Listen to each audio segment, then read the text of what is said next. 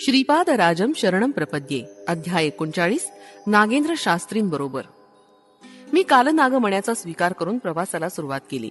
श्री पीठिकापुरम क्षेत्रास केव्हा पोहोचेन अशी मनाला तीव्र ओढ लागली होती. कालनागाचं स्वरूप. प्रवासात असताना आम्ही एका ब्राह्मणाचं आदरातिथ्य स्वीकारलं. त्या ब्राह्मणाचं नाव नागेंद्र शास्त्री असं होतं.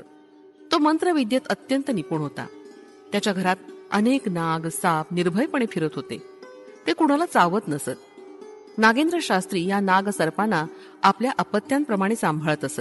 ते त्यांच्या अंगाखांद्यावर खेळत असत. दिव्य नागांना मणी असतो. अनेक वर्षांपासून तो ब्राह्मण नागोपासना करत असे. त्यानं कालनाग नावाचा मणी पूजेसाठी प्राप्त व्हावा म्हणून नागदेवतेची अखंड आराधना केली होती. नागमण्याचा प्रभाव.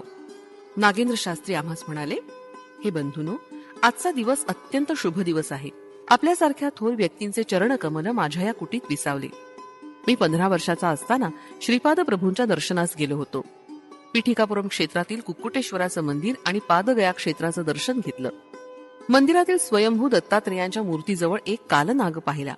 त्यांच्या फणीवर एक मणी होता. कालावर शासन करणाऱ्या नागास कालनाग असं म्हणतात.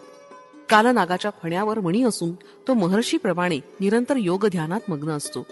मानवानाच नव्हे तर नागांना सुद्धा वेगवेगळ्या स्थिती असतात. साधारणपणे कालनाग मानवाला दिसत नाही. कालनागाच्या फण्यावर असलेल्या मण्यामध्ये मंगळ ग्रहापासून येणाऱ्या अशुभ स्पंदनांना निवारण करण्याची शक्ती असते. या नागमण्यामुळे अशुभ स्पंदनांचा लय होऊन शुभप्रद स्पंदन प्रस्फुटित होतात. त्या मंगलमयी स्पंदनानं मंगळ ग्रहाच्या पीडितांना त्याच्या पीडा नष्ट होऊन शुभफल प्राप्त होतं. मंगळ ग्रह पत्रिकेत योग्य स्थानी नसेल तर जीवनात अनेक अडचणी येतात. जसा घरच्या लोकांचा विरोध, बांधवांचा मित्रांचा विरोध, ऋण, बाधा, कन्येच्या विवाहास विनाकारण विलंब, कोणत्याही कामात समर्थता असून सुद्धा यशप्राप्ती न होणं इत्यादी.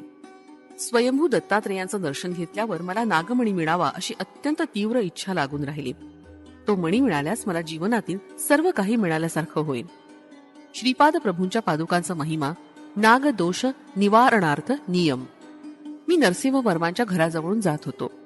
श्रीपाद प्रभू त्यांच्या घरासमोरील अंगणात लीला विनोद करत होते.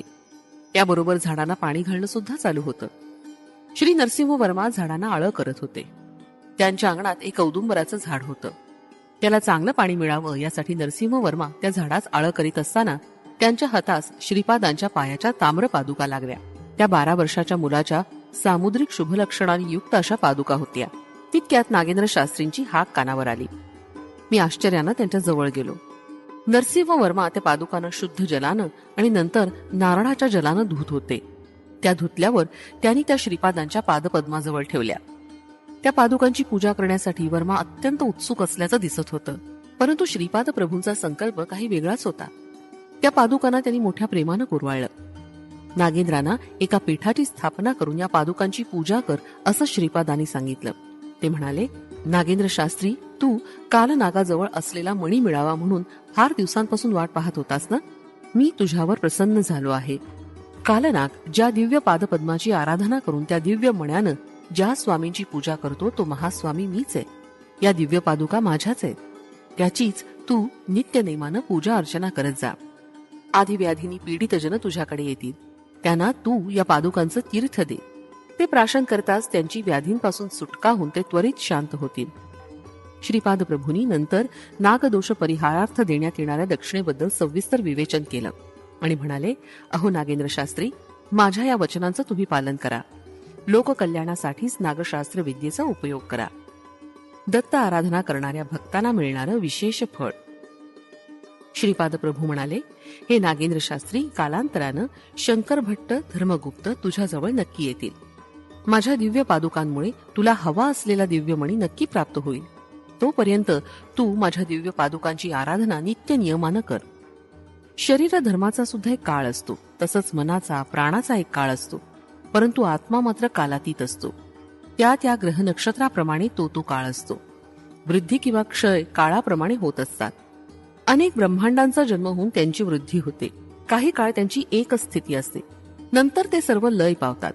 हा अंत म्हणजे कालमहिमाच आहे.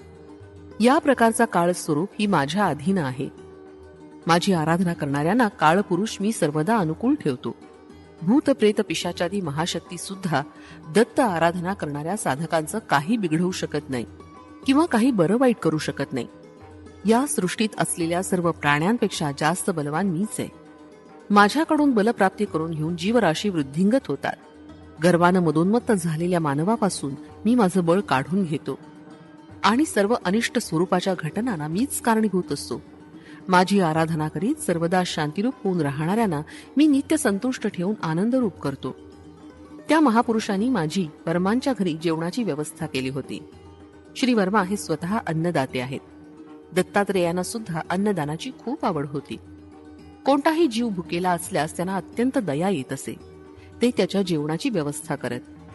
ते सर्वभूत हितकारी होते. मी महास्वामींची आज्ञा घेऊन निघालो होतो. या स्थळी मी आश्रम उभारला होता.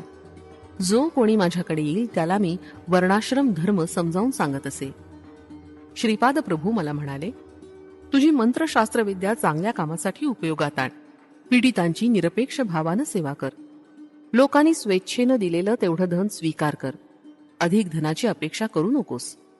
श्रीपाद श्री वल्लभांचा जय जयकार असो. फलश्रुती सर्पदोष निवारण.